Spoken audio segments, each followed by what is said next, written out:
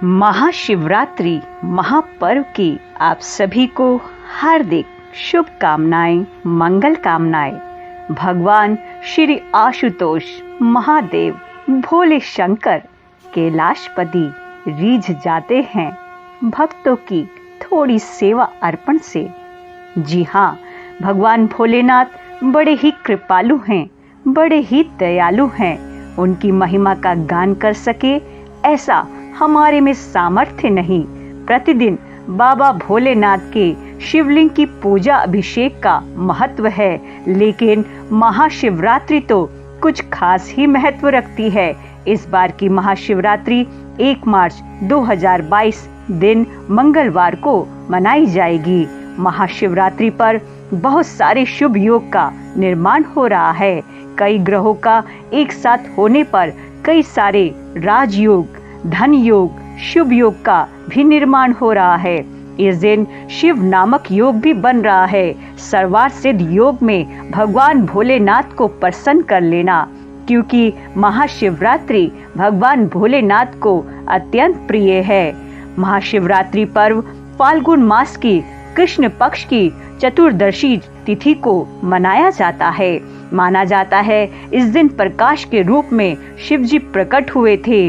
लिंग में ही वे समापित हो गए थे और उसी ज्योतिर्लिंग की आज विशेष पूजा की जाती है। और शिव जी का विवाह माता पार्वती जी के साथ इसी दिन हुआ था। भगवान भोलेनाथ की पूजा हम सभी करते हैं, लेकिन अनजाने में हम कुछ ऐसी गलतियां कर देते हैं जिनके कारण पूजा में मिलने वाले पुण्यों की जगह हम कहीं ना कहीं पाप के भागी हो जाते हैं।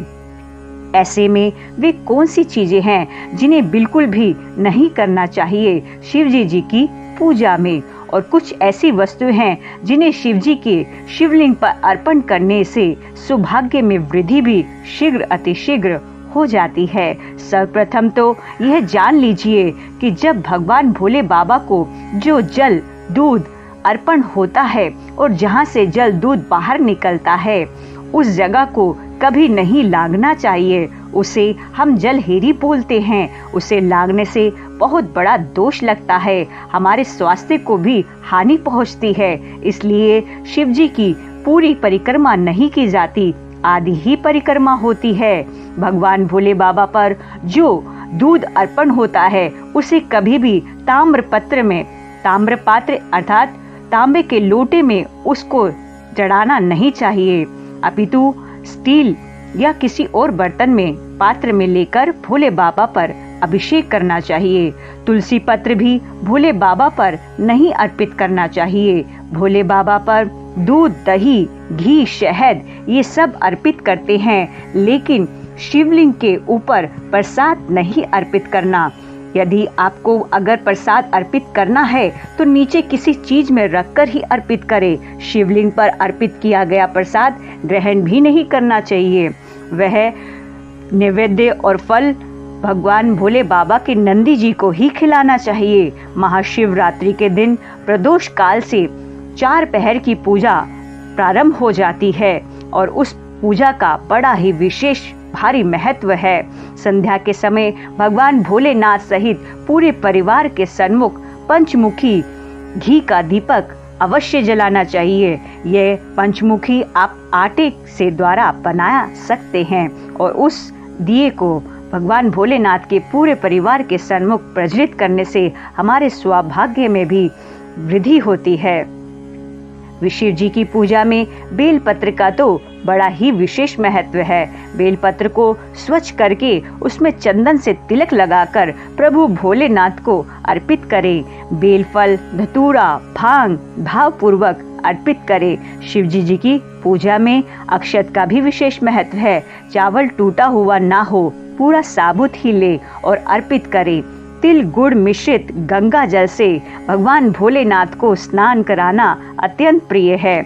मित्रों, हो सके तो इस दिन आप गन्ने के रस से भी भगवान भोलेनाथ का अभिषेक कर सकते हैं। और यदि आप गन्ने के रस से भगवान भोलेनाथ का अभिषेक करते हैं तो उससे आपको आनंद की प्राप्ति होती है। श्री रुद्राभिषेक से भी आप अपने सौभाग्य को बढ़ा सकते हैं। भगवान भोलेनाथ को प्लास्टिक के गिलास से कभी भी जल अर्पित ना करें।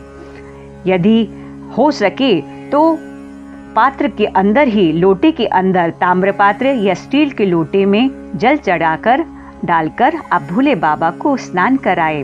भगवान शिव जी को शंख के द्वारा भी स्नान नहीं कराया जाता, क्योंकि भगवान शिव जी ने शंखचूर नामक राक्षस का वध किया था, इसलिए शंख से भी जल अर्पित नहीं करना चाहिए। शिव जी की पूजा में केतकी, चंपा के फूलों का प्रयोग भी सर्वथा त्याज्य है। भगवान शिव जी को चंदन और भस्म का तिलक अत्यंत शुभ माना गया है। शिव जी की पूजा में अबीर भी चढ़ा सकते हैं। मित्रों, नारियल का पानी भी भोले बाबा को कभी अर्पित नहीं करना चाहिए। इस बात का विशेष ध्यान रखें कि नारियल आप चढ़ाएं तो नारियल का जल अलग कर लें और फिर आप नारियल भेंट स्वरूप में रख सकते हैं। शिवलिंग पर कमल का फूल अर्पित करने वाले को लक्ष्मी की प्राप्ति होती है। जी हाँ, यदि आप 108 या 1008 कमल के फूल अर्पित करते हैं तो यह महापुण्य फल प्रदान करने वाला है।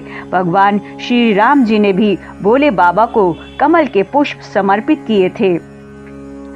सबसे बड़ी पूजा तो हमारे हृदय का सद्भाव और प्रेम है, वो यदि हम भगवान भोले बाबा पर चढ़ा दें तो निश्चित मानिए हमारा कल्याण निश्चित है, निश्चित है। प्रभु स्वयं कहते हैं, भाव का भूखा हूँ मैं, बस भाव ही एक सार है। भाव से मुझको भजे तो भव से बेड़ा पार है, भव से बेड़ा पार है। जय हो भोलेनाथ, जय हो महादेव, जय हो महादेव।